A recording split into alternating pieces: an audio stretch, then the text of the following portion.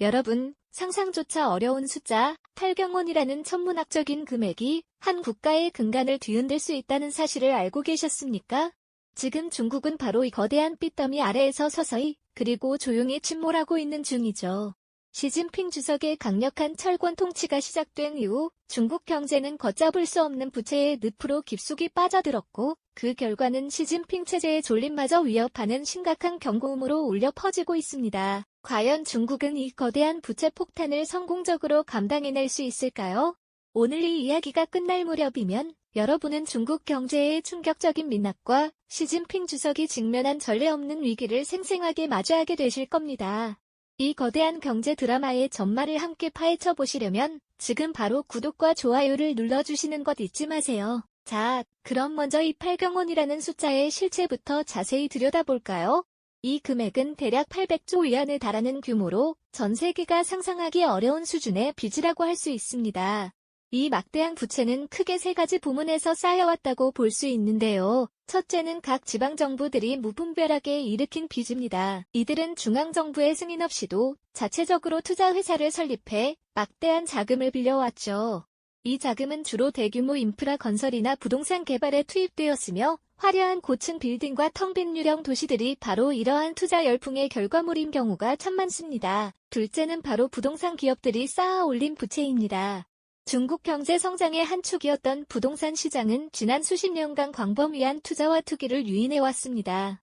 그러나 무리한 확장과 과도한 차입은 결국 감당할 수 없는 수준의 빚을 만들었고 이제는 한계에 봉착한 상황이죠. 셋째는 국유기업들의 빚을 들 수 있습니다. 중국의 국유기업들은 정부의 지원을 등에 얻고 방만하게 운영되는 경우가 많았고 비효율적인 투자와 과도한 사업 확장으로 인해 막대한 부채를 떠안게 되었습니다. 이 세 가지 부문의 빚이 서로 얽히고 설켜 8경원이라는 거대한 부채산을 형성하게 된 것입니다. 그렇다면 시진핑 주석이 집권한 이후 중국의 경제성장 방식은 어떻게 변화했기에 이토록 천문학적인 부채가 쌓이게 된 것일까요? 이전 시대에는 수출과 외자 유치를 통한 성장에 주력했다면 시진핑 시대에 들어서는 내수 부양과 대규모 인프라 투자에 더욱 집중하는 경향을 보였죠. 특히 지방정부들은 중앙의 경제성장 목표에 발맞추기 위해 경쟁적으로 대규모 프로젝트를 추진했고 이를 위해 그림자 금융을 포함한 다양한 방식으로 자금을 조달했습니다. 이는 마치 성장이라는 목표를 위해 빚이라는 연료를 무한정 끌어다 쓴 것과 같은 모습이었죠. 말하자면 미래의 불확실성을 담보로 현재의 성장을 억지로 견인했던 것입니다. 이러한 성장 방식은 단기적으로는 눈부신 경제 성장을 가져온 것처럼 보였지만 그 이면에는 걷잡을 수 없는 부채 증가라는 어두운 그림자가 드리워져 있었습니다. 지방정부들은 자신들의 성과를 과시하기 위해 무리한 개발 사업을 벌였고 이 과정에서 발생한 부채는 고스란히 국가 시스템의 약점으로 작용하게 된 것이죠. 한때 중국 경제의 자랑이었던 고속 성장이 이제는 거대한 부채라는 부메랑이 되어 돌아오고 있는 형국입니다. 시진핑 주석의 집권 이후 정치적 안정과 통제를 최우선 가치로 두면서 경제적 효율성과 합리성은 뒷전으로 밀려나는 경향이 더욱 짙어졌습니다. 이러한 정책 기조는 결국 경제 시스템 전반에 걸친 비효율성과 부실을 심화시키는 결과를 초래했습니다. 특히 지방정부와 국유기업들은 정치적 목표 달성을 위해 경제적 타당성보다는 규모를 키우는 데 집중했죠. 이는 결국 거대한 부채를 낳는 구조적인 문제로 고착화되었고 그 결과 중국 경제의 근본적인 취약성을 드러내게 된 것입니다. 이처럼 중국의 8경원 부채는 단순히 숫자의 문제가 아니라 시진핑 체제하에서 이뤄진 경제 성장 전략의 근본적인 한계와 모순을 고스란히 보여주는 상징이라고 할 수 있습니다. 이 거대한 부채의 그림자가 과연 시진핑 체제의 미래에 어떤 영향을 미칠지, 나아가 중국이라는 거대한 국가의 운명 자체를 어떻게 뒤바꿀지 우리는 지금 그 중대한 기로에 서서 숨죽여 지켜보고 있습니다. 우리가 지금 숨죽여 지켜보고 있는 이 거대한 부채의 그림자는 단순히 숫자의 문제가 아니라 시진핑 체제하에서 이뤄진 경제 성장 전략의 근본적인 한계와 모순을 고스란히 보여주는 상징이라고 말씀드렸죠.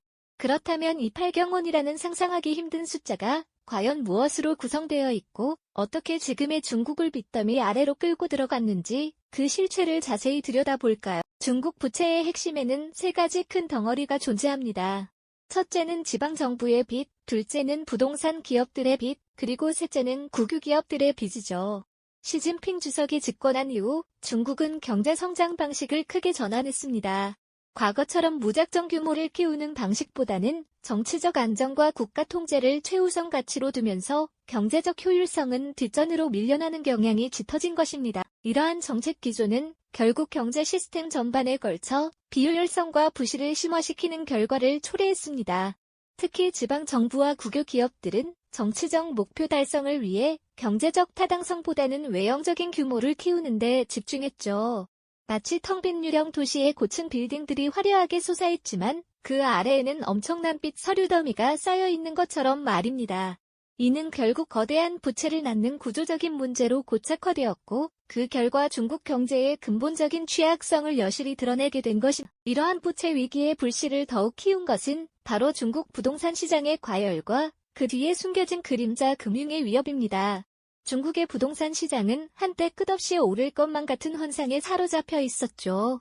하지만 그 거품이 꺼지기 시작하면서 헝다, 에버그란데와 같은 대형 부동산 기업들이 줄줄이 디폴트 위기에 처하는 충격적인 사태가 벌어졌습니다. 마치 잘 지어지던 아파트 단지가 갑자기 공사를 멈추고 흉물스럽게 방치되는 모습, 혹은 부실 채권을 들고 거리로 쏟아져 나온 시위대의 절규처럼 이들의 위기는 단순한 기업의 문제가 아니었습니다. 이들 기업이 발행한 막대한 채권들은 수많은 은행과 금융기관, 그리고 일반 투자자들에게까지 거미줄처럼 얽혀 있었기 때문입니다. 여기에 공식적인 통계에조차 잡히지 않는 그림자 금융은 마치 수면 아래 잠겨있는 거대한 빙산처럼 시스템 리스크를 더욱 확산시킬 가능성을 품고 있습니다. 그림자 금융은 은행 대출 대신 비은행권에서 이루어지는 고금리 대출이나 투자 상품을 의미하는데요. 정부의 규제를 피해 빠르게 몸집을 불려왔죠. 부동산 시장이 흔들리자 이 그림자 금융의 부실이 고스란히 드러나기 시작했고, 이는 마치 두 개 생긴 작은 균열이 거대한 붕괴로 이어질 수 있는 것처럼 시스템 전체를 위협하는 도화선이 될 수 있다는 우려를 낳고 있습니다. 이 모든 사례들이 서로 연결되어 마치 도미노처럼 부채 위기를 더욱 심화시키고 있는 형국이죠. 이처럼 걷잡을 수 없는 부채 위기 앞에서 시진핑 주석은 과연 어떤 대응책을 내놓았을까요? 그는 부동산 시장의 과열을 잡기 위해 세 가지 레드라인 같은 강력한 규제 정책을 도입하고 공동부유를 기치로 내걸며 부의 재분배를 추진했습니다. 마치 병든 몸을 치료하려 강력한 약을 투입하는 모습과 같았죠. 하지만 이러한 정책들은 오히려 경제 활력을 저해하고 위기를 심화시키는 역효과를 낳았다는 비판이 많습니다. 부동산 규제는 건설 투자를 위축시켰고, 공동부유 정책은 민간 기업의 투자 심리를 급격히 얼어붙게 만들었습니다. 마치 강경한 표정으로 강력한 정책을 발표했지만 그 뒤에는 혼란에 빠진 시장과 문 닫는 기업들이 늘어나는 모습이 펼쳐진 것이죠. 시진핑 주석은 경제적 합리성보다는 강력한 통제와 정치적 목표 달성을 우선시하는 경향을 보였고, 이는 결국 상황을 악화시키는 결과를 초래했습니다. 국유기업 간부들이 경제적 성과보다는 정치적 구호를 외치는데 더 집중하는 모습들이 이를 방증하는 것 아닐까요? 이처럼 경제적 문제 해결이 아닌 악화로 이어진 정책들은 결국 8경원 부채 위기가 시진핑 체제에 미치는 영향을 더욱 심각하게 만들고 있습니다. 경제적 위기는 단순히 숫자로 끝나는 것이 아닙니다. 이는 곧바로 사회적 불안과 정치적 불만으로 이어지게 마련이죠. 당장 중국의 청년 실업률은 사상 최고치를 기록하고 있으며 일자리를 찾지 못해 좌절하는 청년들의 모습은 중국 사회의 어두운 단면을 보여줍니다. 민간 기업의 투자가 위축되고 서민 경제가 어려워지면서 폐허가 된 상정가들이 늘어나는 현실은 시진핑 주석의 권력 기반을 서서히 잠식하고 있습니다. 마치 거대한 건물에 금이 가기 시작하면 그 건물을 지탱하는 기둥 전체가 흔들리는 것처럼 말입니다. 이러한 요인들은 시진핑의 권력 기반을 약화시키고 장기적으로는 체제 불안정으로 이어질 수 있다는 경고음이 울리고 있습니다. 당원들 사이에서도 미묘한 긴장감이 흐르고 있다는 소식이 들려오는 건 바로 이런 이유 때문이겠죠. 과연 시진핑 주석의 초상화가 이 거대한 부채의 그림자 아래에서 얼마나 오랫동안 흔들리지 않고 버틸 수 있을까요? 시진핑 주석의 초상화가 과연 이 거대한 부채의 그림자 아래에서 얼마나 오랫동안 흔들리지 않고 버틸 수 있을까요? 사실 8경원이라는 천문학적인 숫자는 이제 단순한 경제 지표를 넘어 시진핑 체제가 굳건히 지탱해왔던 중국식 사회주의 경제 모델의 한계와 모순을 적나라하게 보여주는 상징이라 할 수 있습니다. 과거 중국이 고속 성장을 구가하며 보여주었던 강력한 모습 뒤에는 그림자처럼 커져온 부채가 있었고, 이제 그 그림자가 너무나 거대해져서 햇빛을 가려버리는 형국이다. 이 막대한 부채 폭탄은 시진핑 주석의 장기 집권과 강력한 통치에 대한 정당성을 서서히 갉아먹고 있습니다. 국가의 경제를 안정적으로 이끌고 인민들에게 풍요를 약속했던 공산당의 존재 이유가 흔들리는 것이죠. 당장 눈앞에 닥친 경제적 어려움은 인민들의 불만을 증폭시키고 이는 곧 체제 내부의 깊은 균열로 이어질 수 있습니다. 마치 댐의 작은 균열이 시간이 지남에 따라 거대한 붕괴를 초래할 수 있듯이 중국 내부의 불만은 어느 순간 걷잡을 수 없는 파도가 되어 시진핑 체제를 덮칠지도 모른다는 경고음이 울리는 겁니다. 역사는 우리에게 경제적 파탄이 결국 정치적 몰락으로 이어질 수 있음을 여러 번 보여주었습니다. 가장 대표적인 사례가 바로 구소련의 붕괴하는 사회주의 계획 경제의 비효율성과 만성적인 경제난은 결국 소련 체제의 근간을 흔들었고, 민족주의와 민주화 요구가 분출하면서 거대한 제국은 순식간에 해체되고 말았습니다. 현재 중국이 직면한 8경원 부채의 위기는 구소련의 전철을 밟을 수도 있다는 강력한 경고를 던지고 있습니다. 시진핑 주석이 이 거대한 부채 폭탄을 성공적으로 해체하지 못한다면 그의 시대를 넘어 중국이라는 국가의 미래 자체가 예측 불가능한 혼돈 속으로 빠져들 가능성을 배제할 수 없습니다. 그렇다면 이 중국의 부채 위기는 과연 우리와는 아무런 상관이 없는 먼 나라 이야기일까요? 절대 그렇지 않습니다. 중국 경제는 더 이상 고립된 섬이 아닙니다. 세계 경제의 거대한 한 축을 담당하는 중국의 불안정은 곧바로 전 세계 경제에 거대한 파장을 일으킬 수밖에 없습니다. 당장 글로벌 공급망은 중국에 대한 의존도가 매우 높습니다. 중국의 생산과 소비가 위축되면 전 세계 공장들이 멈춰서고 우리가 사용하는 수많은 제품의 가격이 치솟거나 아예 사라질 수도 있습니다. 또한 중국 경제의 경착륙은 국제금융시장에 엄청난 충격을 줄 것이며 이는 곧바로 전 세계 증시와 투자 시장의 불안감을 확산시킬 것입니다. 물론 우리 경제에도 직접적인 타격이 예상됩니다.